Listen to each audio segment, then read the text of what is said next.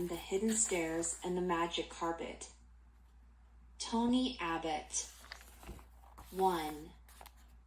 The small room. Eric Hinkle ran past his mother on his way through the kitchen. He was heading to the back door. Neil and I are going to play soccer in the yard, he said. Julie's coming, too. Gotta go. Stop. His mother blocked the door. Didn't you forget something, Eric? She held out her hand. She was holding empty garbage bags. Eric looked at his mother. He looked at the garbage bags. All of a sudden, he remembered. Oh, no. I forgot about the basements. Knock, knock. Eric sighed. He pulled the door open. Neil Kroger stepped into the kitchen. Neil lived at the end of Eric's street. He was Eric's best friend. Hey, what's up? Neil asked. I have to clean the basement, Eric grumbled. Mrs. Hinkle gave Eric the garbage bags. You know your father wants to start remodeling the basement soon. This was supposed to be your special job. Neil made a face at Eric. That doesn't sound like much fun. According to my dad, it's not supposed to be fun, Eric replied. It's supposed to be done. Give it 2 hours, Mrs. Hinkle said. She pointed to the clock. It was 2 o'clock. 2 whole hours? Eric headed for the basement door. Hey, I'll help, said Neil. We'll be sort of a team. Maybe we'll find some cool stuff. Eric smiled. Neil is a true friend, he thought. He'll even help clean up junk. Okay. Come on. Eric flicked on the light. The 2 boys tramped down to the basement. On the right side of the stairs was the playroom. It had paneling on the walls, bookcases, a toy chest, a big sofa, and even a television. This looks pretty clean, Neil said, peeking in. If my basement was like this, I'd live down here. Eric liked the playroom, too. It was a great place to hang out on rainy days. The playroom isn't the problem, Erie said. Look over here. He stepped into the other side of the basement. The room on the left side of the stairs. The side his FO. There was going to remodel. What a mess, Neil said, looking around. On one wall was a tool bench filled with jars of nails, nuts, and bolts. On another wall were cabinets lined with canned food. An old washer and dryer sat against a third wall. And everywhere in between was junk. In piles. In bunches. In cartons. In boxes. There was even a dusty old chair sitting in the middle of the floor. We'd better get started, Eric muttered.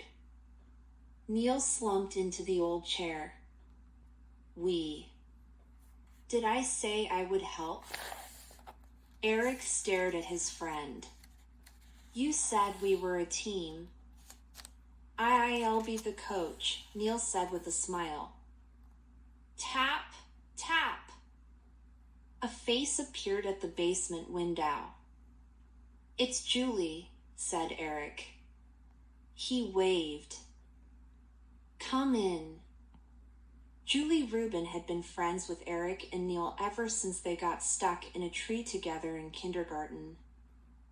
Since then, they'd been in all the same classes. They even went to the same summer camp. "Hi," Julie said as she raced down the stairs. She held a soccer ball under her arm. "I thought we were going to play," she said, checking her watch. "It's only 2 o'clock. Eric dragged a big toy box out from under the stairs. "Sorry, I've got to clean all this stuff up." "And I'm coaching," Neil said. "Ball, please." Julie passed the ball to Neil and looked around. "It looks like a big job. I'll help. How about a little game first?" Neil said. He stood up and bounced the ball once. Then he swung his foot hard. "Heads up, everybody." "Wait!" Eric yelled, ducking behind the box. Too late. The ball was already in the air. It bounced off the tool bench and smacked Neil right in the face. "Ow! My nose!" "Serves you right," said Julie. The ball bounced off the washing machine and rolled into the shadows by the stairs. "I'll get it!" Julie jumped after the ball, then stopped. "Hey, what's this?" She pointed to a door in the wall under the stairs. It was open slightly. "My house has that, too," Neil said. "There's a cool little closet inside." Eric remembered seeing that door a million times. But he had never been inside. "It must have swung open when I pulled that box away." "Well, I think the ball went in there," Julie said. She swung the door open further. "Cool!" Inside was a small closet. The ceiling was the underside of the basement stairs. It slanted all the way to the floor at the back of the room. In the center sat the soccer ball. "This is great," Eric said, peeking over Julie's shoulder. "We can put some of the junk in here." Julie stepped into the room and reached for the ball. "It's an awesome secret hideout." "Let me see," Neil said. He jumped over to Eric, accidentally pushing him into the door. Blam! It slammed shut. A muffled scream came from inside the room. "Help!" cried Julie. "I'm falling!" 2. The sky below the ground. Eric pulled the door open quickly. Julie was standing in the middle of the tiny room. She was staring at the floor beneath her feet. The ball was nowhere in sight. "Are you okay?" Eric asked. Julie pushed her way quickly out of the room. "The ball went down there." Eric and Neil looked at the gray cement floor. Then they looked back at Julie. "There were steps," Julie said. "And I almost fell all the way down." "Steps," said Neil. "Where the floor is." Julie nodded. "And the soccer ball went bouncing down them. Then you opened the door, and the steps sort of disappeared." Eric and Neil entered the little room under the stairs. Then Julie stepped back in. They stood close together. "Maybe the ball whacked you in the head, Julie," Neil said with a laugh. "You just thought there were stairs." Eric looked down at the floor. There weren't any steps anywhere.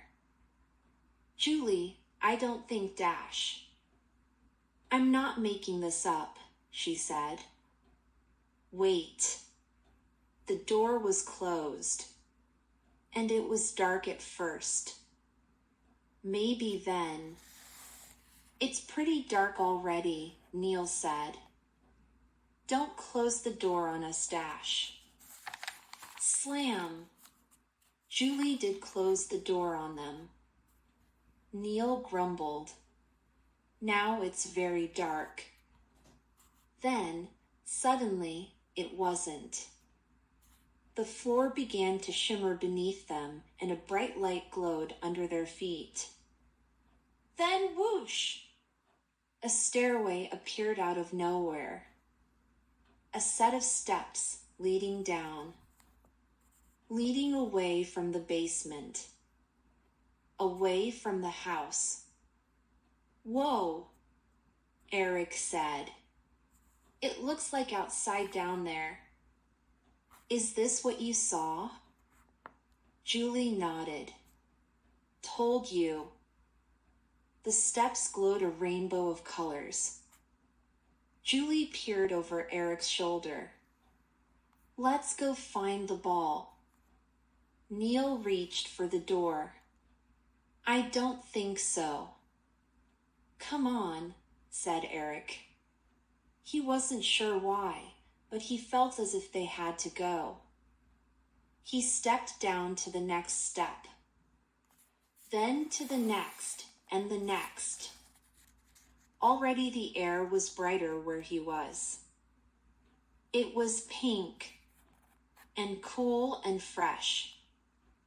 Neil, Julie, this is incredible, Eric said. We have to go down.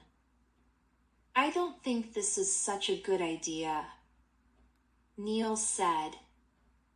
Julie laughed. She ran to catch up with Eric. The air smells so sweet. Hurry up, Neil.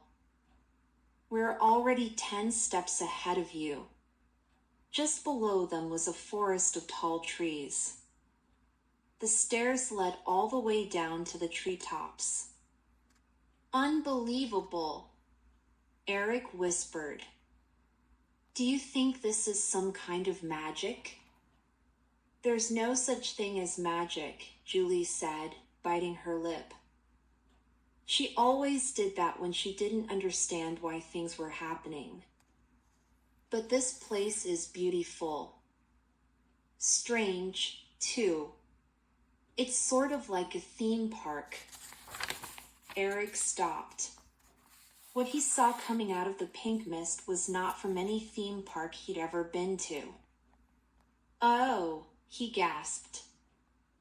What do you see? Neil asked. Eric was frozen on the step, pointing into the mist. Lizards, I think. In the trees? Julie asked. That's normal. No, Eric said. Flying lizards. Big ones. With weird-looking red guys riding them. That's not so normal, Neil said. Fwang! A long, flaming arrow whistled past Eric's ear. Not so friendly either. They're attacking us. 3. Groggles and Nins. Fwang! Another arrow flew at them. Suddenly, flying lizards were everywhere. The riders on their backs were getting their bows ready for another shot. Run back up to my house, Eric shouted. We can't, Julie said. The steps are disappearing. Look, she pointed. The stairs were fading into the mist, vanishing into the pink sky. Oh, man, Neil cried. I knew this would happen. Fwang! A third flaming arrow shot by. Follow me to the bottom, Eric yelled. We can hide in the trees. He rushed down, jumping 2 steps with every jump. But the steps were disappearing under him. No, he cried. He tumbled into the air. Ah! Julie screamed. Neil shouted, grab onto the dash. Eric didn't hear the rest. He fell like a rock through the trees. Branches snapped and cracked around him. Umph! Eric moaned when he finally hit the ground. He lay there, facing the sky. For a second, he couldn't remember where he was. Then he saw the giant lizards circling lower. Caw! Caw! They dived toward him. Holy cow! Eric tried to crawl under a bush. Ouch! My ankle, he groaned.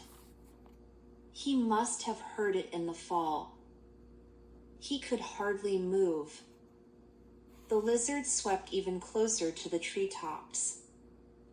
When they swooped, Eric saw the riders clearly. Their skin was as bright and shiny as red crayons. Oh, man, I must be dreaming, he whispered to himself. A really bad dream, too. It's bad, said a voice. But it's no dream. Eric turned his head. Who said that? Shoo! Suddenly the bushes before him began to move, and someone leaped out at him. It was a girl. She was dressed in a blue tunic. A thick brown belt was wound around her waist. Caw! Caw! The lizard swooped again. The girl picked up a pebble. She threw it hard. It hit a distant tree with a loud smack. Over there, cried a lizard rider, pointing to the tree. The lizards flew away. Whoa, cool move. Eric looked into the girl's green eyes. Her skin was as pale as a cloud. But, who are you? Kia, she said. You must be from the upper world. How did you get here? Eric blinked when he thought of how to tell her. I, sort of, fell. You picked the worst place in all of DROON. Lord Spar is very close. His red nins are everywhere, hunting for me on their flying groggles. Lord Spar? Eric repeated. Nins? Groggles? Did you hurt yourself? The girl pressed her finger on Eric's ankle. Ouch! Eric grunted. It's probably sprained. Then the girl opened a small leather pouch on her wrist. She sprinkled some sparkly dust on Eric's ankle. Better? His leg began to tingle. He moved his foot. The pain's gone. How did you do that? Never mind, the girl said. She began to scribble on a piece of paper. You have to help me. Find Galen and tell him to send this message to my father, King Zello. King? Eric repeated. You're a princess? There they are. Get them, a voice cried out from above. Flop. Flop. The lizards dived suddenly toward Kia and Eric. They flapped to the ground and their red riders leaped off. The Nins have spotted us, Kia cried. She pushed the wrinkled scrap of paper into Eric's hand. Lord Spar is a wizard. He's pure evil. He will stop at nothing to conquer DROON. Now, hurry. You'll find Galen in his tower. Tower? Said Eric. I can't find any tower. I've got to find my friends and get home. The girl looked into his eyes. If you're from the upper world, you'll need help getting home. If you do this for me, I promise to help you. Now, Ely, distract them while you go. Hurry! Without another word, Kia leaped away swiftly like a cat. The leaves fluttered above her, and Eric looked up. A strange white bird was gliding over the trees. The bird seemed to be following her.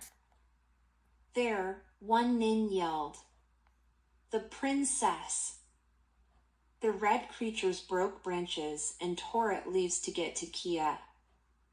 But she only ran faster.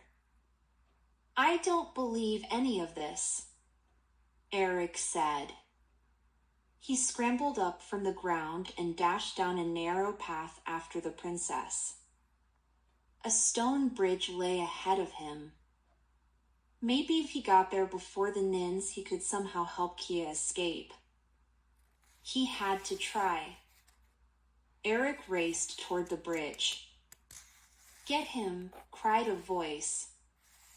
A hand came from nowhere. It grabbed Eric.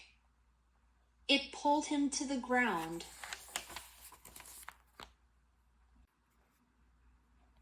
Four. At the bridge. Eric rolled over and over until he stopped under the bridge.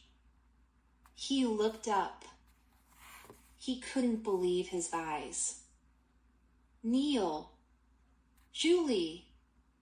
I thought I'd lost you, MMF. Neil put his hand over Eric's mouth. Shoo. Julie pointed to the top of the bridge. Those ugly red guys are up there. Eric nodded. Neil pulled his hand away. Eric started speaking as quickly and as softly as he could. He told Neil and Julie what had happened to him. We're in some place called DROON, he whispered. I met a princess named Kia. She gave me a message for her father, King Zello. Neil glanced at the paper in Eric's hand, then gave him a strange look. Sure. The red guys are called Nins, Eric continued. We have to see what they're up to. Give me a boost. Neil grumbled but put out his hands so Eric could hoist himself up. A moment later, Julie was next to Eric. Together they peeked over the top of the bridge.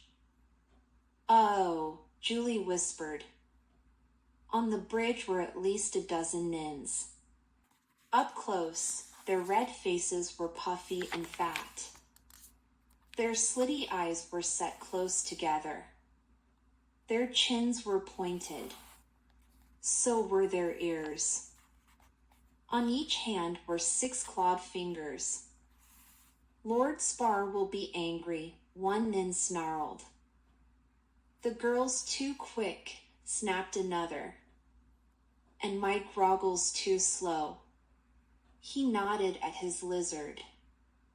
Ooga, ooga. A sound like a horn blasted through the forest. Then the ground rumbled. Is that a car? Neil whispered from below. Sort of, Julie answered. but it wasn't like any car they had ever seen. It was long and yellow and had a bubble on top. It bounced down the road on 8 fat tires. When it screeched to a stop in front of the Nins, a tall man stepped out. He was different from the others, Eric thought. He wasn't a Nin. His skin wasn't red or pale like Kia's. He was human. Pretty much. Well, except for 2 purple fins sticking up behind his ears. "Where is the girl?" he snarled. His long black coat dragged heavily across the ground. The Nins trembled. One looked up. "The others helped her escape, Lord Spar," he said. Lord Spar's eyes flashed in anger, and the fins behind his ears suddenly grew darker. "Did you see that?" Julie whispered. "He's some kind of wizard," Eric whispered back. Princess Kia said he was pure evil. "How many others?" Spar demanded. Another Nin held up his claw. He lowered 3 of his 6 fingers. "3, my lord. Scour the forest. Burn it down if you must, but find the girl. Find her friends, too." Lord Spar turned and stormed back to his yellow car. "Ooga! Ooga!" The horn blasted. The engine roared. The car tore away loudly down the road, leaving a cloud of thick blue smoke behind it. Flop! Flop! The sound of flapping groggle wings filled the forest. A moment later, Eric and his friends were alone at the bridge. "Lord Spar is definitely bad news," Julie said. "And those ear fins are very weird." "This whole place is weird, if you ask me," Neil said. "How do we get out of here?" Eric frowned. "Kia said to find somebody named Galen who lives in a tower. If we do, she promised to help us get home. And Galen is also supposed to send this message to her father." Eric unfolded the wrinkled paper Kia had given him. In thin blue ink, it read, "Genit decata el liv frodnafras." Eric scratched his head. "Well, this doesn't make any sense." Julie laughed. "No kidding. I mean, flying lizards, bubble cars, a guy with fins on his head." "And all under your stairs," Neil added. Eric didn't answer. He looked into the forest where he had last seen Kia. He hoped she was safe, but something told him she wasn't. "I think she's in danger," he said quietly. "So are we," Julie added. "Let's find this Galen guy," Neil said. "The sooner we do, the sooner we get home. There's a path this way. Come on." Neil started running along the path. He rushed into a clearing, and he bumped his nose on something that wasn't there. 5. The Vanishing Tower. "Ow!" Neil whined, cupping his hands over his face. Then he stared at the empty space in front of him. "Wait. I bumped into nothing?" Eric stood next to Neil and put his hands out. "No, there's something here. Something hard." "Hard?" Neil grumbled. "Tell me about it." It's over here, too, Julie said as she walked to the other side of the clearing. Eric went around the other way. It's round. It must be some kind of woe. As the three of them stood there, a giant tower shimmered into view. A wooden tower. In fact, it was a tree, but when they touched it, the bark was as hard as stone. Julie said, biting her lip. This tree has petrified. It turned to stone because it's so old. We learned about petrified trees at camp. I don't remember that, said Neil. You were too busy eating snacks. Julie said. All that hiking made me hungry, Neil said.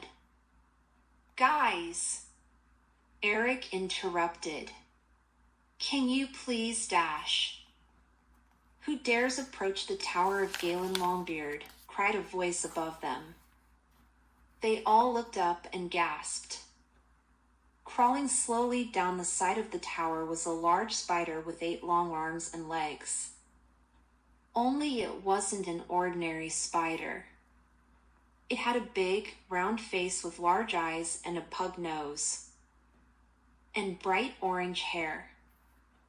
Neil nudged Julie. I sure don't remember anything like him at camp, he whispered.